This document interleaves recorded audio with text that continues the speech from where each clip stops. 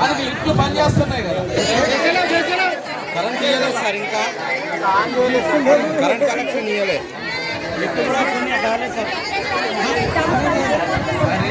ఎన్ని సమస్యలు ఉన్నాయి.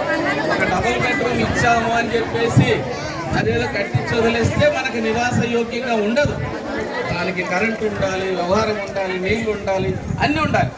అది ఇవన్నీ ఒక సమస్య అయితే అన్నగారు నిన్న ఏమన్నారంటే ఇంతమంది దగ్గరగా 3,000 మంది, ఇక్కడికి 4,000 కుటుంబాలు వస్తున్నాయి. 3,000 మంది అంటే 6,000 దగ్గరగా 3 ఇంటి వేసుకుంటే 6,000 మంది. ఇంతమందికి ఉపాధి ఏంది, వీళ్ళకి జీవనం ఎట్టా అని ఆలోచించాడా మాంగో. ఈనాడు ఏ నాయకుడు అని ఉన్నాడమ్మా ఇట్ట మన కాడికి వచ్చి కూర్చొని మాట్లాడేటువంటి నాయకుడు?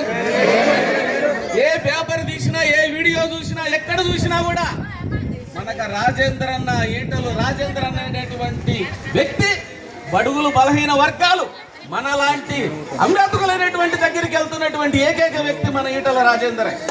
ఇది మీరు గుర్తుపెట్టుకోవాలి. మీరు ధనికుల కాడికి పోయే నాయకులు ఎక్కువైపోయారు ఈనాడు.